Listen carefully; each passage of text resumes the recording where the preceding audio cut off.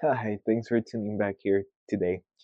So, today what we're going to be doing is blocking in the shadows, uh, midtones, the warm tones, like warm tones meaning more red, more saturated, cool is more blue, more violet. So, warm tones, cool shadows, uh, and highlights. We're going to just be blocking it in, making sure everything works well together. Now, just like um, when we're doing the landscape paintings, I'm going to run the colors across the screen that I'm using. If you guys know any better color combinations or specific changes you would do, write it down in the comments. I'm open to try new colors out and see what works the best for portrait painting. Right now, it's a mix of new colors for me with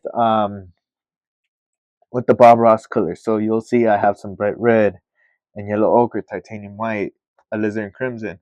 But then we have some newer colors like burnt umber, ultramarine, blue, stuff like that. But anyways, that's beside the point. So let's just get straight into the the video. Uh, I will be cutting up this scene, so it's not gonna be like the landscapes where it was just raw every second you would see. I'm gonna be clipping it little by little, and I'm gonna be doing voiceovers. Now, if you see me moving around and dancing, that's because I'm listening to music on my ear, most likely Michael Jackson. So, anyways, let's just get straight into the painting. So this is something new for me, doing these portrait paintings, but it's very a fun process nevertheless. And so I had to kind of take a step back and just become the student. And so with all the videos that I've been watching, mostly Andrew Tischler, I really love his content. If you haven't watched him, I highly recommend giving his channel a look.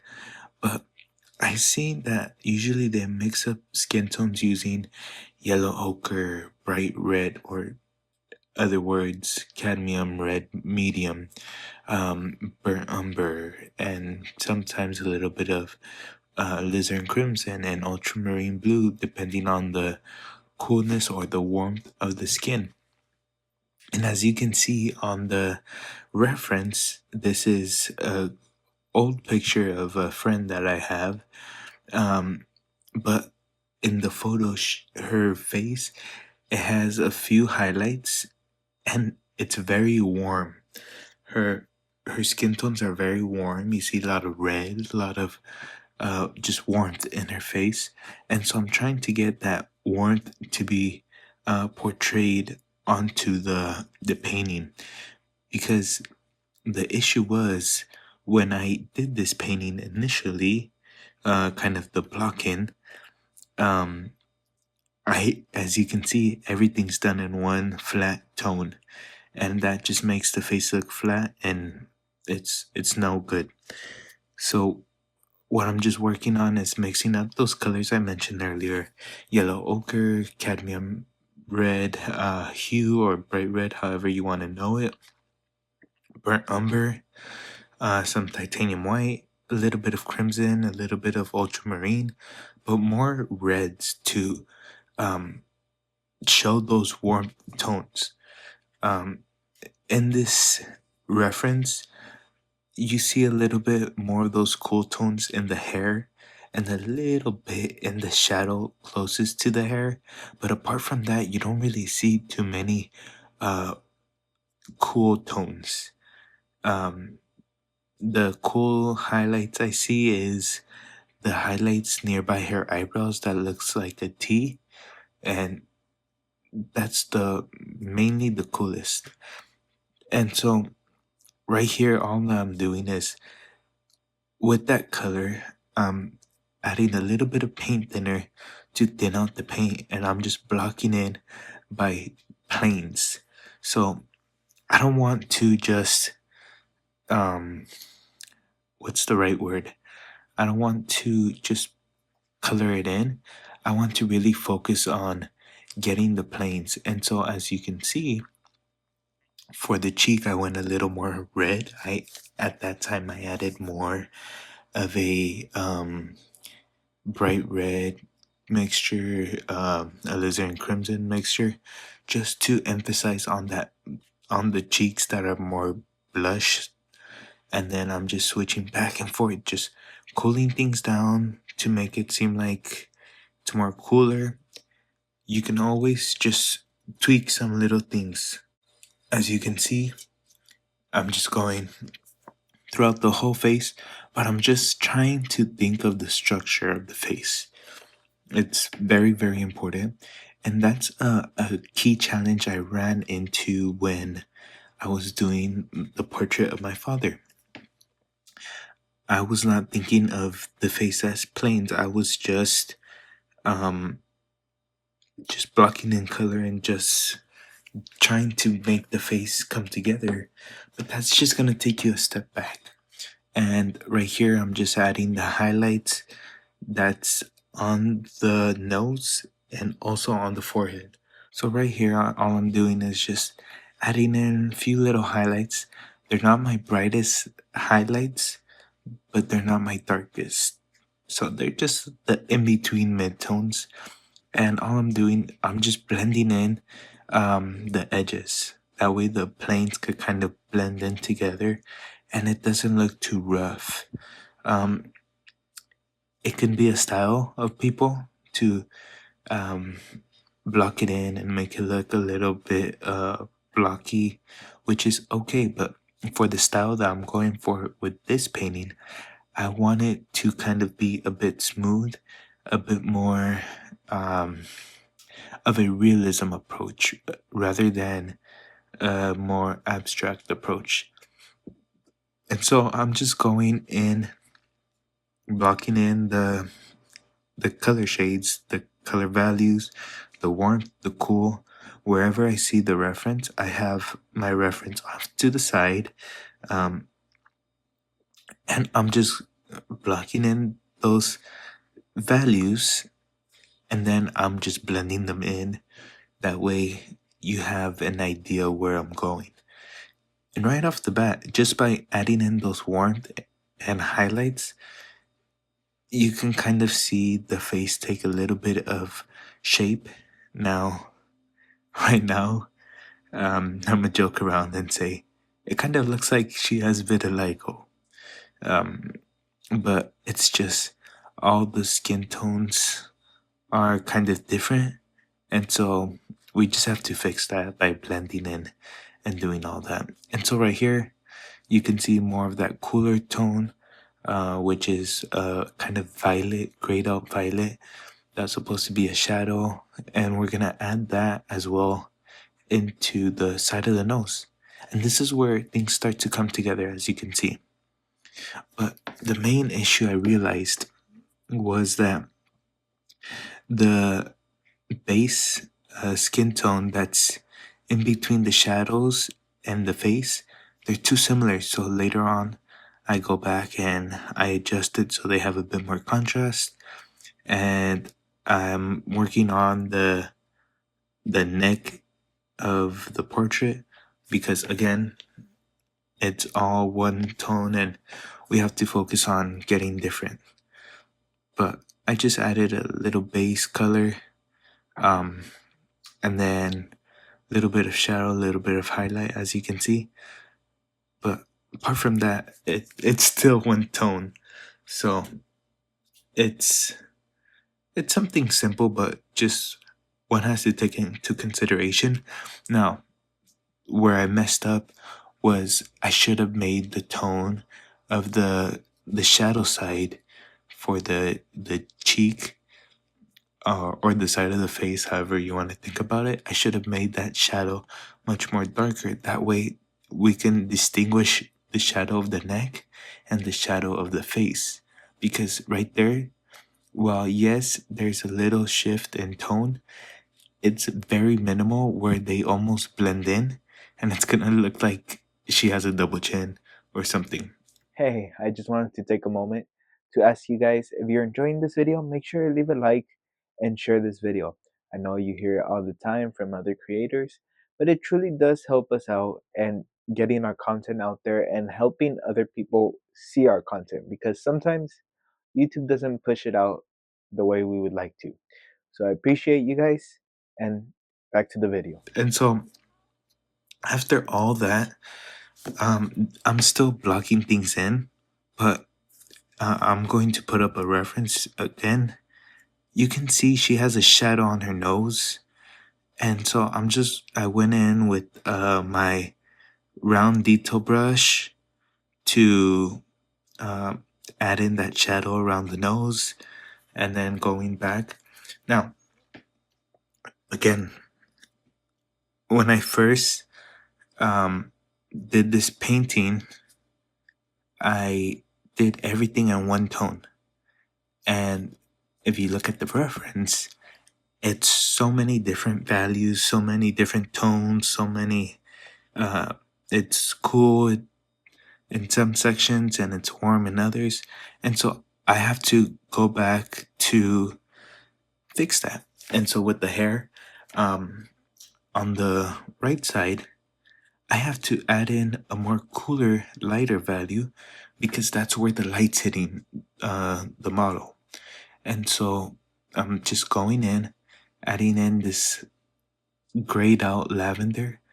Now, it's not because she's older, but you have to have that way the shadows, the darks of the hair stand out. And so I'm just going back and forth. I am not using black. I am using a mixture of ultramarine blue, burnt umber, and I believe there was a slight touch of crimson and a little touch, very little touch of white. The crimson is just to make it more warm, but it has much more blue because it's more of a cooler. And using that mixture on the eyebrows, it made the eyebrows pop out a bunch more compared to they were. And I think before I was using black on the first initial painting, so that should tell you how dark you can get with mixing up your own values. So after I'd done that, I noticed the eyebrow on the right side was too thick, so I had to go in with my round brush. I believe this is a number 2 round brush, and I'm just going in and just fixing little things. That way, everything could kind of come together. Now, I'm not looking for detail, I'm just looking to kind of tweak a little things. And right there, I'm just adding in the eyelid just so I know where things are gonna go. That way, down the line, we can refine it. Same thing here, just adding in the nostrils a bit because you do not want to forget them. And if you forget them and later want to put them, it's going to be harder and it's going to look a little off. So might as well just put them now and then you can tweak them later. Um, yeah, so I'm using a round, if I can recall properly, and by the looks of it, it's the lighter value of the hair. So that's going to be ultramarine blue, burnt umber. If you want to keep it cool, you can just use those two colors and then a little bit of white, depending how light you want to go in comparison to your other shades, and just work it through.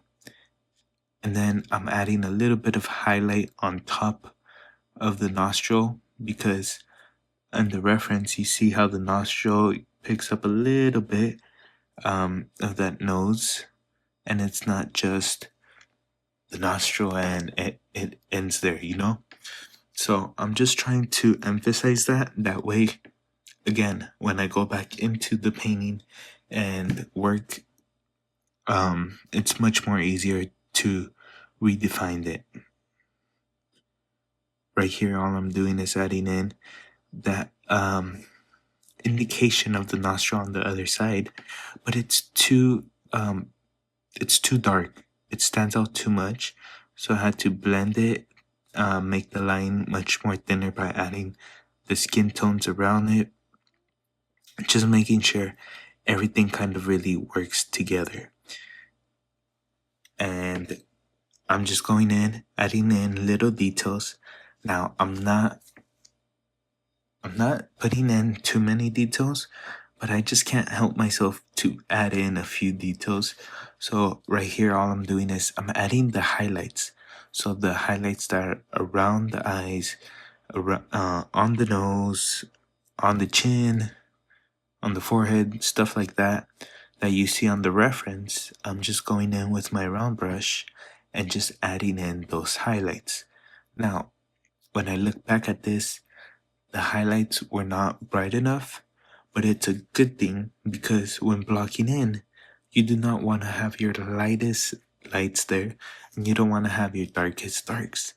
Now, I probably went a little darker than where I probably should be, but I'm satisfied with it. And so, right here, I'm just fixing in the eyes, and you do not want to use pure white. I'll tell you that much.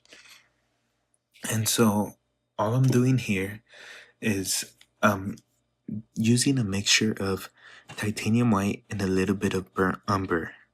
And if I want it to cool it down a little bit, cool the value, I will use a little touch of ultramarine blue. And then when I want to add a highlight, I just add in more white and it will stand out pretty good. And so right here, I'm just readjusting the values. As you can see, I'm using the same values, but it looks different because of its surrounding. So I'm gonna have to go on the right side, I'm gonna have to go lighter in comparison to the one on my left side. And also because um, in the reference photo, the light's hitting her on the right side. So that side should be a bit more brighter, a bit more cooler because the lights we were using then when doing the photo shoot was like cool lights. It wasn't really warm lights where you see those yellow tones. So all I'm doing is just outlining the eye socket and just trying to make sure the eye just fits in there, you know? I don't want to make it look like I drew it in. I want it to feel like it's part of the face. And so throughout the that section of the painting, I'm stepping back, making sure, okay, does this look good or do I need to adjust certain aspects? And for the most part, I needed to adjust. And so I was stepping back, seeing where I needed to make some adjustments, and then I would go back and just do those readjustments. And right there, it looks like I'm just filling in the eye with black. But what I'm actually doing is I'm putting in a brown mixture for the pupil of the eye, just making it have color. So from a distance, yes, it looks like it's a black eye, black pupil and all that. But when you get close, you see those little details and it starts to come together.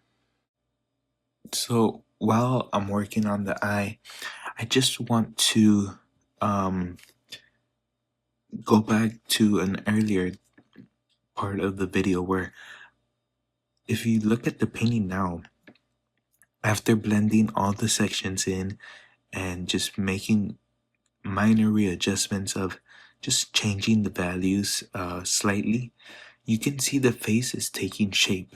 Now, I still need to work on that eye because that red eye looks out of place, but towards the end, it starts to come together.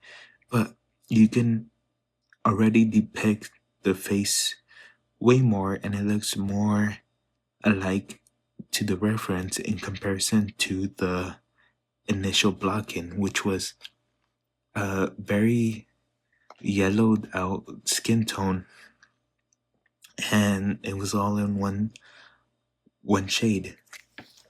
Funny story.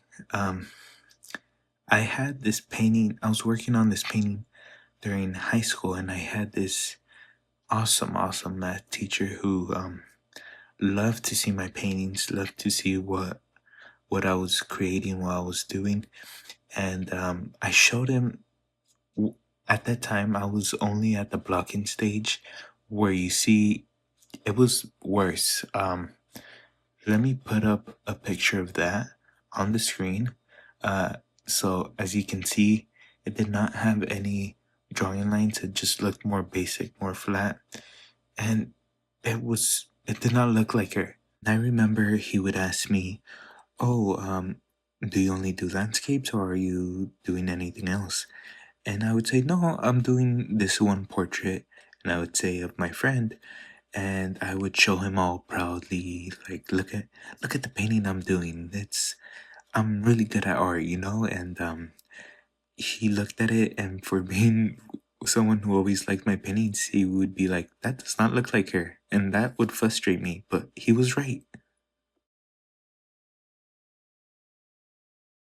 Well, that's it for today's part in the series that mostly sums up the blocking stage. Um, next next video next week, uh, we're gonna be adding a little more detail, but I would still say still kind of blocking in. We'll see as things progress, but I'm very satisfied with the way it turned out. Um, as you can see in the reference as many times, um, the eyes might need to be a little bigger, but they're pretty fine. Just curve them a little more. The hair, as you can see, there's lighter spots and darker spots. Just some things to work on. The shadows, we gotta fix that. But apart from that, I'm very satisfied, and I hope you guys embark on these new paintings. You can use these references and give them a shot. You know what? What's the worst that can happen? It doesn't come out as you wanted to, but you learn from it. And if you learn from it, that's the most important part. Just to give you a little side story, and I think it'll be a little funny story for you guys too. Hang on. I was taking a self defense class, and the teacher is more of a boxing coach, and he told me, "Hey, stop by my gym. You know, I'd love to have you do some boxing and all that." I went in there. He told me, "Hey, I bet you can hang in there with the other people." I kid you not. I thought I knew what I was doing. I had my hands up, trying to protect myself and all that. The people were just getting at me, and I'm just like, whoa, whoa, whoa, what's going on? But after a moment, it clicks. Okay, I have to do this. It's the same thing with painting, and same thing in life in general. At times, you're gonna be stuck, and you're gonna be like, "Whoa, what am I doing? What am I doing?" Just doing those same mistakes over and over and over. But as soon as it clicks, oh, I gotta do this. I gotta fix this part. I gotta do this. So don't let don't let one mistake discourage you, but help it encourage you in the way of, okay, I'm on the right track. I'm going to make this better. And it's experience. I like to wish each and every one of you the best of luck. If you guys want to get in contact with me, my email will be right on the screen. And it'll also be in the description. And yeah, that's pretty much it. Until next week, take care. Goodbye.